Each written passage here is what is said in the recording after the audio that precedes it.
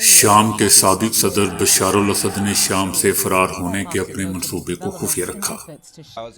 ساتھیوں، اہلکاروں اور یہاں تک کہ رشتہ داروں کو بھی دھوکہ دیا۔ ماسکو فرار ہونے سے چند گھنٹے قبل اسد نے وزارت دفاع میں تقریباً 30 فوج اور سیکیورٹی سربراہان کو یقین دلایا کہ روس کی فوجی مدد قریب ہے۔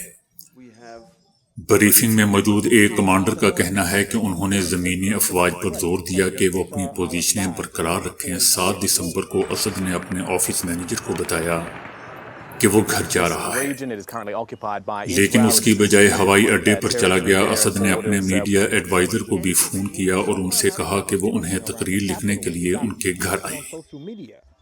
تاہم جب وہ پہنچی تو وہاں کوئی نہیں تھا۔ گزشتہ ہفتے شام کے سابق صدر بشار الاسد کا 24 سالہ دور حکومت ختم ہوا۔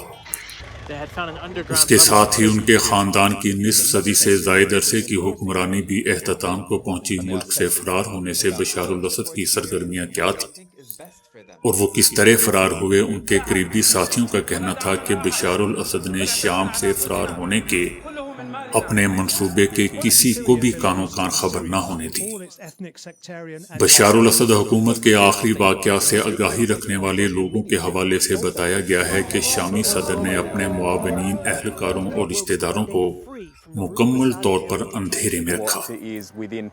بشار الاسد نے اپنے میڈیا ایڈوائزر کو تقریر لکھنے کے لیے اپنے گھر بلایا، لیکن جب وہ ان کی رہائش گاہ پر پہنچی تو وہ ملک کی حدود سے باہر جا چکے تھے۔ دلچسپ بات دوستو یہ ہے کہ بشار الاسد نے اپنے چھوٹے بھائی مہر، جو ایک آرمی کمانڈر تھے، اس کو بھی اپنے منصوبے سے آگاہ نہیں کیا۔ یوں بشار الاسد کسی کو الوداع کہے بغیر بھاگ نکلے۔ ریڈار کے نیچے اٹھتے ہوئے انہیں لے جانے والے طیارے نے اپنا ٹرانسپونڈر بند کر دیا تھا اور ٹریکنگ سے چھپ گیا تھا۔ ماسکو پہنچنے کے بعد سے جہاں انہوں نے سیاسی پناہ دی گئی تھی، بشار الاسد کو نہ دیکھا گیا اور نہ ہی ان کے بارے میں کوئی خبر سننے کو مل رہی تھی۔ یاد رہے دوستو کہ ان کی اہلیہ اسما اور 3 بچے پہلے ہی وہاں ان کے منتظر تھے۔